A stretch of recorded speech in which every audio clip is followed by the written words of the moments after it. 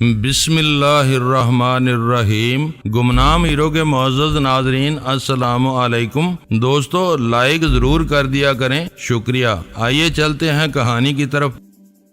صرف ایک آدمی وہاں رہا تھا جس کا کام یہ تھا کہ کوئی قریب آئے تو اسے ڈرایا جائے۔ وہ کوئی بوڑھا آدمی نہیں تھا، وہ جوان آدمی تھا اور وہ بوڑھوں کی طرح بولتا تھا۔ تمہارے ساتھ جو کانسٹیبل گئے تھے انہیں ڈرانے کے لیے رانی اس پراسرار بیس میں جنگل میں جا کھڑی ہوئی تھی جس میں تم نے اسے دیکھا تھا۔ کشتی کو مندر کے آدمیوں نے مٹی کا تیل ڈال کر آگ لگائی اور اسے رسا کاٹ کر ندی میں چھوڑ دیا تھا۔ میں ضروری نہیں سمجھتا کہ آپ کو وہ ساری کہانی پھر سناؤں جو سنا چکا ہوں، اور احمد علی کی زبانی بتاتا چلوں کہ فلاں واقعہ کا پس منظر یہ تھا اور فلاں موقع پر مخبری اس نے کی تھی۔ میں احمد علی کی اتنی ساری باتیں سن کر سمجھ گیا کہ یہ ایک گروہ تھا اور اس کا مذہب شیطان کی پوجا تھا۔ میری کہانی پڑھنے اور سننے والے شاید حیران ہوں کہ شیطان کی پوجا بھی بلا ہو سکتی ہے۔ حیران ہونے والوں میں ہی کئی ایسے ہوں گے جو ہیں تو میرے مسلمان بھائی لیکن شیطان کے پجاری ہیں۔ دنیا ساری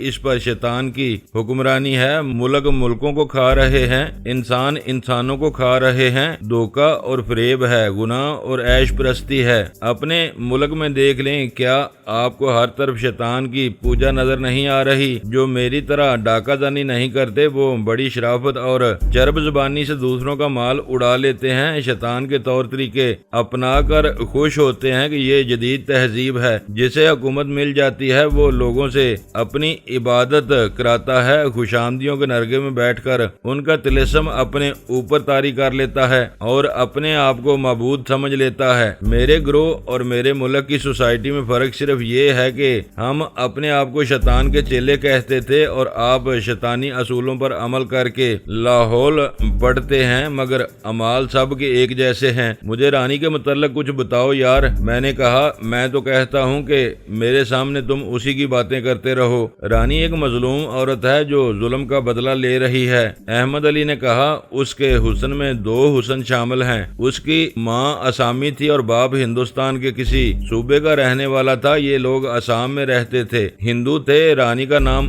کچھ اور ہوا کرتا تھا۔ کلکتہ کا ایک ہندو تاجر آسام گیا، اس نے رانی کو دیکھ لیا، بہت خوبصورت لڑکی تھی۔ ہندو تاجر نے رانی کے باپ کو بے شمار روپیہ اور قیمتی تحفے دیے۔ ماں باپ نے رانی کی شادی اس تاجر کے ساتھ کر دی اور وہ اسے اپنے ساتھ لے گیا۔ رانی دیہات کی رہنے والی تھی، کلکتہ شہر میں اس کا دل نہ لگا۔ خاوند بھی ادھیڑ عمر اور عیاش ملا تھا۔ اس کی پہلے بھی ایک بیوی تھی۔ رانی کو اس نے کہیں اور رکھا۔ اس کا کاروبار انگریزوں کے ساتھ تھا، شاید فوج کو کھانے پینے کا اور ضروریات کا سامان سپلائی کرتا تھا۔ اس نے مال خریدنے والے انگریز افسروں کو اپنے ہاتھ میں رکھنے کے لیے رانی کو استعمال کرنا شروع کر دیا۔ رانی گورے رنگ اور بڑے دلکش جسم والی کم سن لڑکی تھی۔ انگریز افسر اسے پسند کرتے تھے لیکن رانی کو ان سے چڑ تھی۔ رانی کا خاوند نے رانی کے ذریعے بہت دولت کمائی۔ انگریز افسر رانی کو شراب پلاتے تھے، اس طرح وہ سیدھی سادی آسامی دیہاتن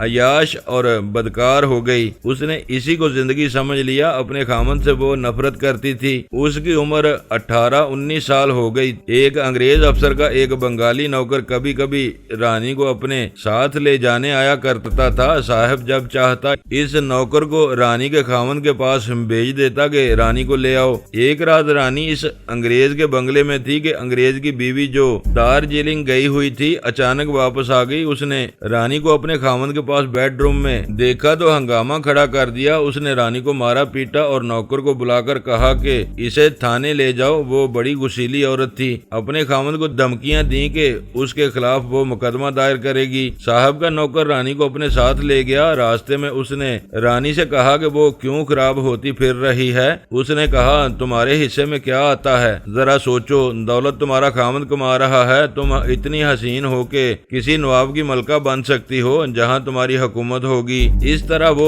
اسے سبز باغ دکھاتا رہا۔ اس کا اس پر یہ اثر ہوا کہ اگلی بار جب خامد نے اسے ایک اور انگریز افسر کے پاس چلنے کو کہا تو اس نے انکار کر دیا۔ خامد نے اسے مارا پیٹا، وہ پھر بھی نہ گئی۔ دوسرے دن خامد نے اسے اور زیادہ مارا پیٹا اور کہیں کام سے چلا گیا۔ رانی کی ایک نوکرانی تھی، اس نے اس صاحب کے نوکر کی طرف بھیجا کہ اسے ملے۔ معلوم نہیں ان کی ملاقات کہاں ہوئی، یہ نوکر جرائم پیشہ لوگوں کا ساتھی ہوگا۔ اس نے رانی کو گھر سے بھاگ چلنے پر راضی کر لیا۔ 3-4 دنوں بعد رانی گھر سے زیورات اور نقدی چرا کر نکل گئی۔ نوکر اسے ہندوستان لے گیا اور ایک امیر کبیر آدمی کے پاس چھوڑ آیا۔ وہ رانی کو دراصل بیچ آیا تھا اور اس کے زیورات بھی اڑا لایا۔ نیا خامد مسلمان تھا اور دولت مند بھی تھا۔ رانی خوش تھی کہ یہ خامد اچھا ہوگا، مگر وہ عیاش آدمی تھا۔ اسے یہ بھی احساس نہیں تھا کہ اس کی بیوی کون ہے۔ گھر میں پیشہ ور عورتیں بھی آتی تھیں۔ 6 مہینے گزرے ہوں گے کہ اس مسلمان دولت مند کے گھر ڈاکہ پڑا۔ رانی گہری نیند سوئی ہوئی تھی، کسی کے جھنجھوڑنے سے وہ جاگ اٹھی۔ اس کے منہ پر ٹارچ کی تیز روشنی پڑی، اس کی آنکھیں چندیا گئیں۔ روشنی کا رخ بدلا تو اس نے اپنے سامنے ایک آدمی کو کھڑے دیکھا جس نے اپنی پگڑی کا ایک پلو اپنے منہ پر لپیٹ رکھا تھا، صرف آنکھیں نظر آتی تھیں۔ کمرے میں 2 اور آدمی آئے۔ ٹارچ والے نے رانی سے کہا، شور نہ مچانا لڑکی، ہم اس گھر کو خالی کر چکے ہیں۔ تمہارا نواب نشے میں دھت پڑا ہے۔ میں نے کسی عورت پر کبھی ہاتھ نہیں اٹھایا، کبھی عورت کو اغوا نہیں کیا، لیکن تمہیں اپنے ساتھ لے جاؤں گا۔ کیا تم اس کی بیٹی ہو؟ رانی نے اسے بتایا کہ وہ اس کی بیوی ہے۔ ڈاکو نے کہا، اپنی خوشی سے میرے ساتھ چلو گی؟ میں معمولی قسم کا چور اچکا نہیں ہوں۔ کالی ڈاکو کا نام تم نے سنا ہوگا، میں کالی ہوں۔ رانی نے یہ نام سنا تھا۔ کالی ڈاکو کو نام لے کر مائیں اپنے بچوں کو ڈرایا کرتی تھیں۔ رانی خاموشی سے اس کے ساتھ چل پڑی۔ کالی کے آدمی بے خوف اس گھر سے نکلے۔ گھر کے کسی بھی فرد نے شور مچانے کی جرت نہیں کی۔ کالی کا ایک آدمی اس کی گھوڑی لے آیا۔ کالی نے رانی کو اٹھا کر گھوڑی پر بٹھایا اور خود اس کے پیچھے سوار ہو گیا۔ راستے میں کالی نے رانی سے کہا، دل سے یہ خوف نکال دو کہ تمہیں ایک ڈاکو اٹھا کر لے جا رہا ہے۔ میرے ساتھ رہ کر تمہیں افسوس نہیں ہوگا۔ رانی نے کہا، مجھے افسوس تب ہوتا کہ میں کسی شریف آدمی کی بیوی ہوتی۔ اس نے کالی کو اپنے دونوں خامدوں کی کرتوت سنائی۔ کالی نے اپنا بازو اس کے سینے پر رکھا اور اس کی پیٹھ اپنے سینے کے ساتھ لگا لی۔ کالی نے اسے کہا، میں ڈاکو ہوں، بدکار نہیں ہوں۔ میں نے کبھی کسی عورت کو اپنے پاس نہیں رکھا۔ میرے پاس رہو گی تو تم ہی رہو گی۔ میرے دل کو تم بہت اچھی لگی ہو۔ کوشش کرنا کہ میں تمہیں اچھا لگوں، مجھے ڈاکو ہی نہ سمجھنا۔ احمد علی مجھے یوں یہ داستان سنا رہا تھا جیسے کسی بچے کو الف لیلا کی کہانیاں سنا رہا ہو۔ میرے ذہن کے اندر بھی اور باہر بھی ڈاکو زنی کی وارداتیں منڈلا رہی تھیں اور میں ذرا سا بھی نہیں پچھتا رہا تھا۔ اس لیے احمد علی جو کہانی سنا رہا تھا، اس کا ایک ایک لفظ میرے دل کی گہرائیوں میں اترتا جا رہا تھا۔ رانی تو مجھے اچھی لگتی ہی تھی، کالی ڈاکو بھی مجھے اچھا لگنے لگا اور میں اپنے آپ کو ڈاکو سمجھنے لگا۔ ڈاکو اور قاتل مجھ جیسے آدمی ہی بنا کرتے ہیں جن کے باپ قتل ہو جاتے ہیں، اور قاتل سینہ پھلائے گردنیں اکڑائے گاؤں میں دندناتے پھرتے ہیں، اور ان عورتوں کو طوائفیں بننا ہوتا ہے، یا وہ ڈاکوؤں کے گروہ بناتی ہیں جنہیں ماں باپ روپے پیسے کے عوض کم سینی میں اپنے باپ کی عمر کے مردوں کے حوالے کر دیتے اور یہ مرد ان پر ظلم و تشدد کرتے ہیں۔ رانی نے اپنی آپ بیتی مجھے خود سنائی تھی۔ احمد علی کہہ رہا تھا، کالی ڈاکو اسے صوبہ بہار کے شمالی علاقے میں لے گیا جہاں پہاڑیاں اور جنگل ہیں۔ رانی ڈری ہوئی تھی کہ یہ ڈاکو وحشی اور درندہ ہوگا اور وہ اسے اپنے ساتھیوں کے بھی حوالے کر دیا کرے گا، لیکن اسے یہ دیکھ کر حیرت ہوئی کہ کالی نے اسے کہا کہ رانی تمہارا دل مجھے قبول کرتا ہے تو میرے ساتھ رہو، میں تمہیں داشتہ نہیں بیوی بنا کے رکھوں گا۔ رانی رو پڑی۔ اس کے دل میں جو ڈر تھا وہ اس نے کالی کو بتا دیا۔ کالی نے اس کا ڈر دور کر دیا۔ کالی مسلمان تھا۔ ایک رات کالی کے 2 آدمی کسی گاؤں سے ایک مولوی کو پکڑ کر لے آئے۔ مولوی نے پہلے رانی کو مسلمان کیا، پھر دونوں کا نکاح پڑھا دیا۔ رانی بتاتی ہے کہ جس کالی ڈاکو سے لوگ ڈرتے تھے وہ خود ڈرا ہوا بچہ تھا۔ معلوم نہیں کیا وجہ تھی کہ اسے دنیا میں آ کر پیار ملا ہی نہیں تھا۔ اسے اپنے باپ اور اپنی ماں کی شکل بھی یاد نہیں تھی۔ وہ لوگوں کی نوکری کر کے جوان ہوا تھا۔ اس نے صرف مار پیٹ دیکھی اور جھیلی تھی۔ وہ مجرموں کی دنیا میں چلا گیا اور ایک مشہور ڈاکو گروہ میں جا شامل ہوا۔ ہوا۔ اس گروہ کے سردار نے اسے بہت پسند کیا۔ کالی صبح و شام اس کے ساتھ رہا، ہر واردات میں اس کے ساتھ ہوتا تھا۔ وہ بڑا دلیر اور خوبرو جوان نکلا۔ 4-5 سال بعد اس کا سردار پولیس کے گھیرے میں آ کر مارا گیا۔ اس کی جگہ کالی نے لے لی۔ گروہ کے جو آدمی پولیس کی گولیوں اور گرفتاری سے بچ گئے تھے، انہوں نے کالی کی اطاعت قبول کر لی۔ تھوڑے ہی عرصے میں کالی ڈاکو ہر طرف مشہور ہو گیا۔ میں جس وقت کی کہانی سنا رہا ہوں، اس وقت ہندوستان میں چند ایک ڈاکو مشہور ہوئے تھے۔ انہوں نے اپنے علاقے پر دہشت طاری کر رکھی تھی، لیکن ان کی دہشت سے صرف وہ مرے جاتے تھے جن کے پاس بے شمار دولت تھی۔ دوسرے لوگوں کو ان سے کوئی ڈر نہیں ہوتا تھا۔ ان ڈاکوؤں کے گروہوں میں ایسے بھی ہوتے تھے جن کی سردار عورتیں تھیں۔ ہندوستان میں ابھی تک ڈاکوؤں کی سرداری میں عورتوں کے نام سنے جاتے ہیں۔ احمد علی عبداللہ نے رانی کی کہانی سناتے ہوئے کہا، رانی کسی مذہب یا معزز خاندان کی لڑکی نہیں تھی، وہ دیہاتن تھی، آسام کے پہاڑی علاقے کی رہنے والی تھی، اس لیے جفا کش اور پھرتیلی تھی۔ اس نے جب دیکھا کہ کالی ڈاکو اسے اپنا غلام بنانے کی بجائے اس کا غلام بنتا جا رہا ہے، تو رانی نے اسے کہا کہ وہ بھی وارداتوں میں اس کے ساتھ جایا کرے گی۔ کالی پہلے تو اسے ٹالتا رہا، آخر ایک واردات میں اسے اپنے ساتھ لے گیا۔ کالی نے اس میں مردوں والی پھرتی دیکھی، اس کے بعد وہ ہر واردات میں اس کے ساتھ جانے لگی۔ کالی نے اسے ڈاکہ زنی کے گر اور داؤ پیچ سکھا دیے۔ 6 سال رانی نے ڈاکے ڈالے، بڑے پیمانے کی رہزنی کی۔ اس نے کچھ وارداتیں کالی کے بغیر کی۔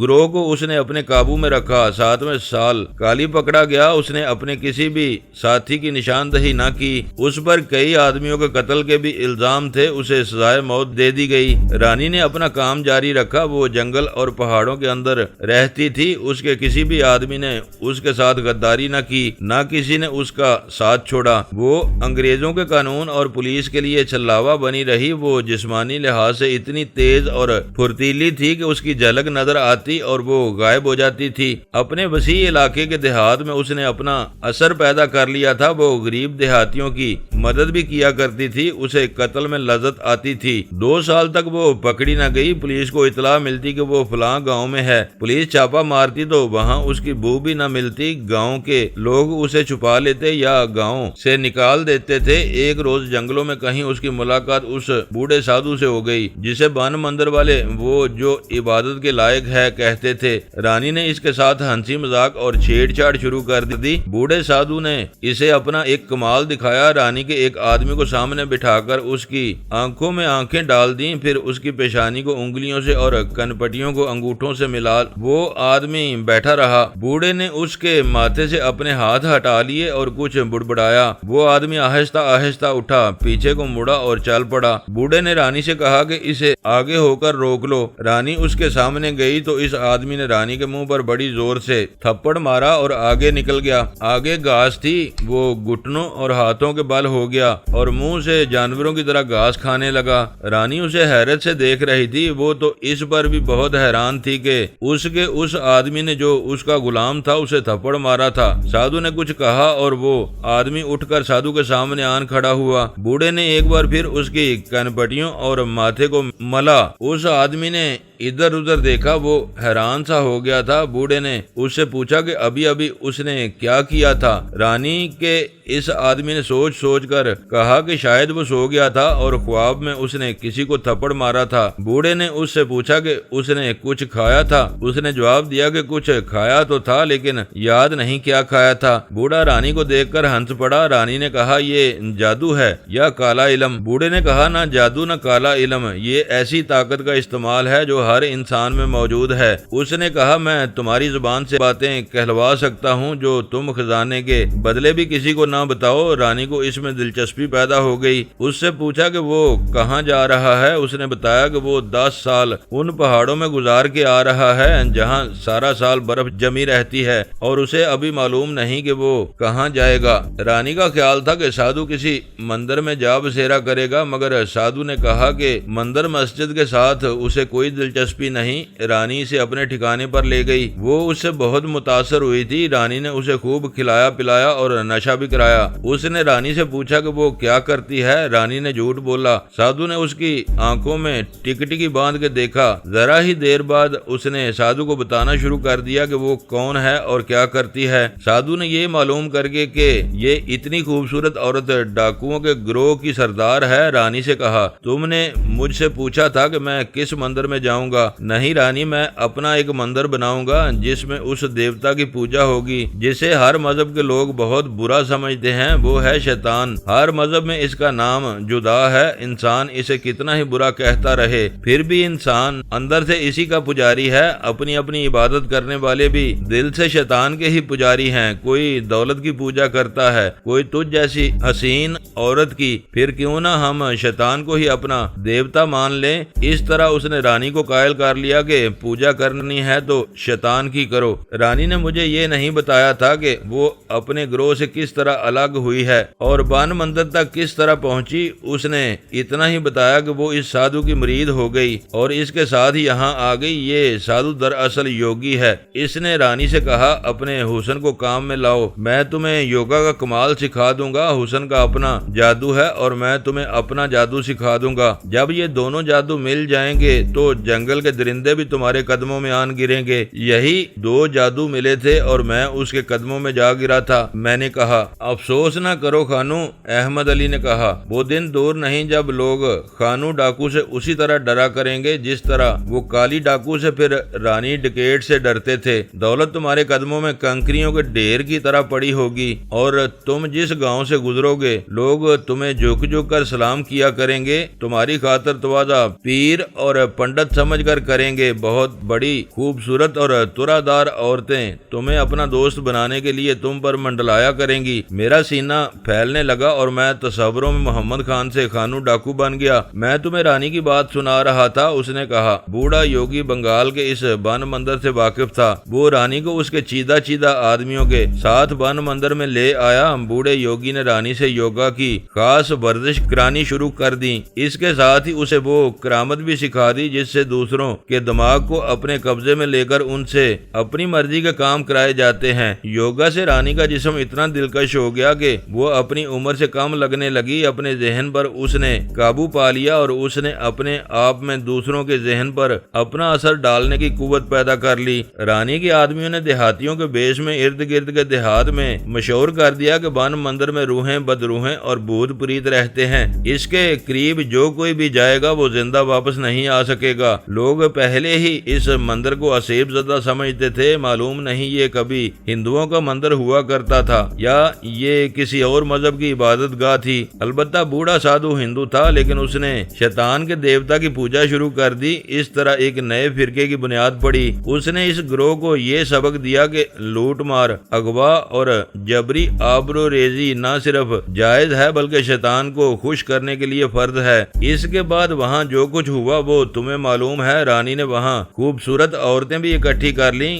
گروہ کو عجیب سی ڈیوٹیاں دی گئیں۔ ان عورتوں کو جس طرح بدروہیں بنا کر لوگوں کو دکھایا گیا وہ تم نے بھی دیکھا ہے اور جس طرح تمہیں اس جال میں پھانسا گیا وہ تم جانتے ہی ہو۔ یہ سب نوسر بازی اور فریب کاری تھی۔ اس گروہ کے آدمیوں میں اضافہ ہوتا گیا اور انہوں نے وارداتیں شروع کر دیں۔ ہمارے تھانے پر اور اس سے دوسری طرف والے تھانے پر بھی رانی نے اثر قائم کر لیا۔ میں رانی کا خاص جاسوس بن گیا۔ اس تھانے میں 2 کانسٹیبل میرے خاص آدمی تھے۔ بن مندر اور اس کے باسیوں کے تمام پردے اٹھ گئے۔ میری اپنی عقل بھی اب کام کرنے لگی تھی۔ مجھے اب مزید کہانی کی ضرورت نہیں تھی۔ میں حیران اس پر تھا کہ انسپیکٹر منصور بن مندر میں کس طرح پہنچا تھا اور ارونا نے اسے وہاں سے کس طرح نکالا تھا۔ احمد علی نے مجھے اس پورے اسرار کہانی کا یہ باب بھی سنا دیا۔ ارونا کے متعلق اس نے بتایا کہ وہ ہندوستان کے کسی شہر کی رہنے والی تھی۔ اس کا باپ چٹاگانگ سے چند میل دور ایک ریلوے اسٹیشن پر اسٹیشن ماسٹر تھا۔ وہ 17-18 سال کی خوبصورت لڑکی تھی۔ رانی کو ایسی خوبصورت لڑکیوں کی ضرورت تھی۔ اس کے کسی آدمی نے ارونا کو دیکھ لیا اور ایک روز رانی کے گروہ کی ایک عورت غریب سی نوکرانی کے بحروب میں ارونا سے ملی اور اسے کوئی دھوکہ دے کر ذرا پرے لے گئی۔ آگے 2 آدمی گھات میں تھے۔ انہوں نے جھپٹ کر ارونا کے منہ پر کپڑا ڈال دیا اور اسے اٹھا کر لے گئے۔ بن مندر میں پہنچ کر اس نے رونے چیخنے کی بجائے سب کو گالیاں دینی شروع کر دیں۔ رانی نے اور 5-6 جوان عورتوں نے جو وہاں تھیں اسے سمجھانے کی بہت کوشش کی کہ اسے طوائف نہیں بنایا جائے گا اور اسے کسی کے ہاتھ بیچا بھی نہیں جائے گا اور اس کے ساتھ کوئی زیادتی نہیں کی جائے گی بلکہ اسے شہزادی بنا کے رکھا جائے گا۔ ایک روز اسے مندر کے اندر لے جا کر نوٹوں کے بنڈل اور زیورات دکھائے گئے، مگر جنہیں اپنا کردار اور اپنی عصمت عزیز ہوتی ہے وہ جان پر کھیل جاتی ہیں۔ اس پر زبردستی نہ کی گئی، اس کی بجائے رانی اسے اپنے سامنے بٹھا کر ہپناٹائز کرنے لگی، لیکن یہ لڑکی کردار کی اتنی پکی ثابت ہوئی کہ رانی کے سامنے بیٹھتی نہیں تھی۔ اسے یہ تو معلوم ہی نہ ہوگا کہ اس کا دماغ اپنے قبضے میں لینے کے لیے اس پر کوئی عمل کیا جا رہا ہے۔ وہ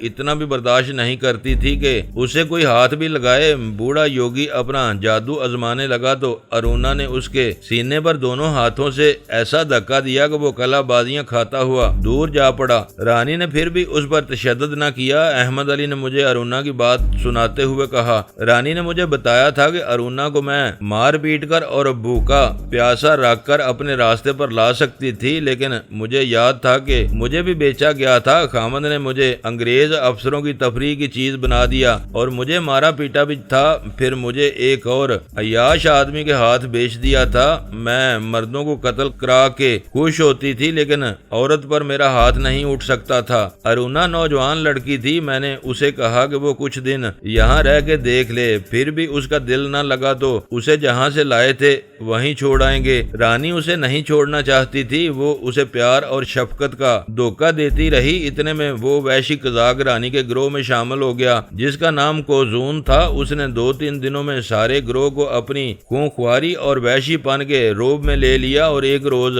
ارونا کو پکڑ لیا۔ اتفاق سے میں اس روز مندر کے باہر رانی کے پاس کھڑا تھا۔ میں آپ کو پہلے سنا چکا ہوں کہ میں نے اس وحشی کوزون کو کس طرح ہلاک کیا اور ارونا کو اس سے چھڑایا تھا۔ آپ کو یاد ہوگا کہ میں ایک بار پھر وہاں گیا تو ارونا نے مجھے کہا تھا کہ میں وہیں سے واپس چلا جاؤں، لیکن میں سمجھتا رہا کہ ارونا بھی روح ہے اور اس کے ذریعے رانی میرا امتحان لے رہی ہے۔ ارونا کی وہ لوگ کڑی نگرانی کرتے تھے۔ پھر میں پولیس سے بگوڑا ہو کر بان مندر میں چلا گیا، تو بھی ارونا نے مجھے حقیقت میں لانے کی بہت کوشش کی، لیکن میں نے رانی اور مندر کا جو اثر قبول کر لیا تھا اسے ارونا نہ توڑ سکی۔ اس نے نہ بڑے سادھو کا اثر قبول کیا تھا نہ رانی کا۔ وہ ہر لمحہ حقیقی دنیا میں رہی اور اس نے ان لوگوں میں شاید اپنا اثر ڈال لیا تھا۔ اس سے اس نے یہ فائدہ اٹھایا کہ مندر کے اندر کی بھول بھلیوں کو دیکھ لیا اور بہت سے آدمیوں کو اچھی طرح پہچان لیا۔ ارونا میرے اس احسان کو نہیں بھولی تھی کہ میں نے ایک وحشی سے اس کی عزت بچائی تھی۔ انسپیکٹر منصور کے متعلق احمد علی نے سنایا، جس طرح انسپیکٹر منصور نے تمہیں اپنا ساتھی بنایا اور تمہاری باتیں غور سے سن کر تم پر الزام لگایا تھا کہ بان مندر کے ساتھ تمہارا کوئی تعلق ضرور ہے، اسی طرح اس نے مجھے اپنا رازدار بنایا، مجھے اپنے ساتھ رکھا اور میرے منہ سے بے خبری میں کوئی ایسی باتیں نکل گئیں کہ اسے مجھ پر شک ہو گیا۔ اس نے میرے پیچھے 2 مخبر لگا دیے جنہوں نے مجھے بان مندر میں آتے جاتے دیکھ لیا۔ میرے خلاف انکوائری شروع ہو گئی۔ اس سے پہلے انسپیکٹر منصور مجھے اپنی تمام کارگزاری سنا چکا تھا۔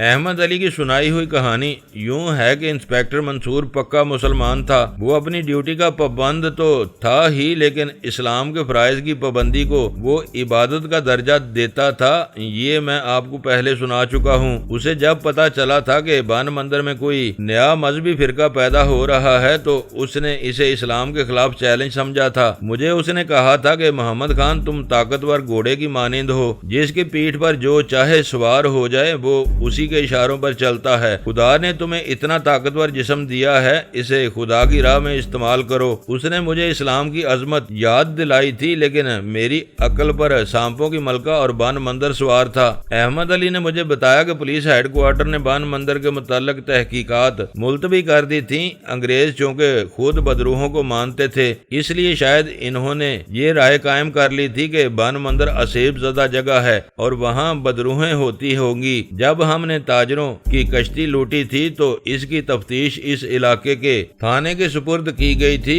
کسی کو بھی خیال نہیں آیا تھا کہ مال اور مجرم بان مندر میں چلے گئے ہوں گے۔ انسپیکٹر منصور کا اس تھانے اور اس تفتیش کے ساتھ کوئی تعلق نہیں تھا کیونکہ وہ اسپیشل برانچ میں تھا۔ احمد علی کو معلوم ہوا تھا کہ انسپیکٹر منصور نے زور دے کر کہا تھا کہ اس قدیم مندر پر چھاپا مارا جائے، لیکن اس کی کسی نے نہیں سنی تھی۔